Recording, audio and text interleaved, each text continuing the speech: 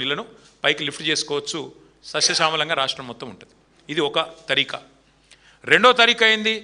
Excess rainfall కాకుండా normal rainfall ఉంటే, సాధారణ వర్షపాతం ఉంటే మీకు ఎస్ఆర్ఎస్పి నుండి కాకతీయ కాలువ ద్వారా ఇంకా కిందికి కడెం నుంచి కిందికి ఎల్లంపల్లికి నీళ్ళు వస్తాయి, అక్కడి నుంచి నీళ్ళు ఎత్తిపోసుకోవచ్చు.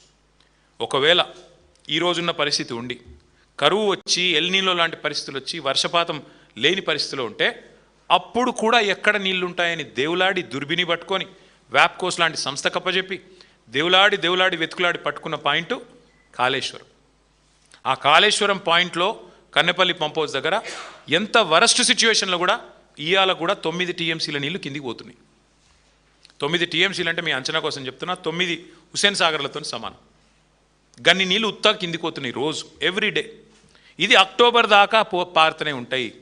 రేవంత్ రెడ్డి గారు దయచేసి మా మీద కక్ష ఉంటే కేసులు పెట్టు, మా మీద కక్ష ఉంటే మమ్మల్ని బూతులు తిట్టు, మా మీద కక్ష ఉంటే ఇంకా రోత మాటలు మాట్లాడు, మాకేం పర్వాలేదు, అలవాటైపోయింది.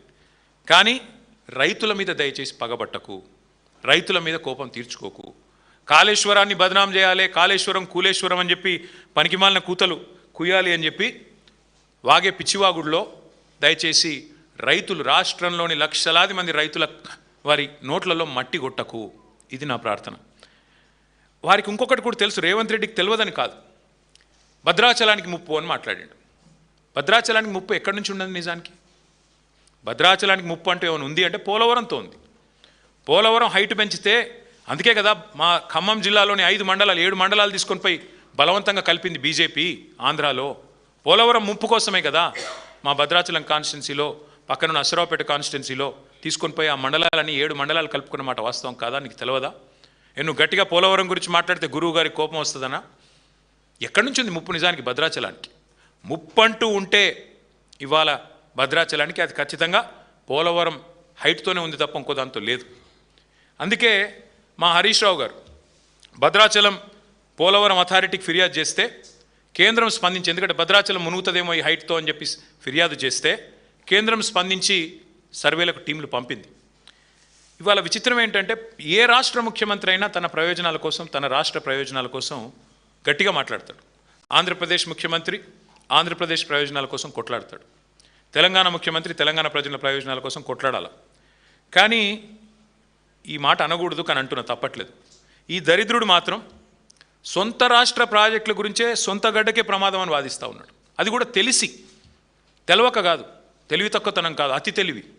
ప్రజల్ని మభ్యపెట్టొచ్చు, ఎన్ని రకాలుగా అయినా ఇష్టం వచ్చినట్టు మాట్లాడొచ్చు అని చెప్పి ఇవాళ మాట్లాడుతూ ఉన్నాడు. నేను ఆయన మాట్లాడిన తర్వాత చూసిన వాళ్ళందరికీ అర్థమైంది, రైతులకు కూడా అర్థమైంది. ఆయన ఏమంటున్నాడు? పరిజ్ఞానం ఉందా? తాటి చెట్టు అంత పెరిగింది హరీష్ రావు, ఏమన్నా పరిజ్ఞానం ఉందా అని మాట్లాడుతుండు. నేను అంటున్నా రేవంత్ రెడ్డి గారిని, పరిజ్ఞానం ఎవరిదో, మిడిమిడి జ్ఞానం ఎవరిదో మరి అందరికీ అర్థమైంది ఇప్పటికే. మీకు ఇప్పటికైనా కనీసం ఇప్పటికైనా జ్ఞానం తెచ్చుకోండి.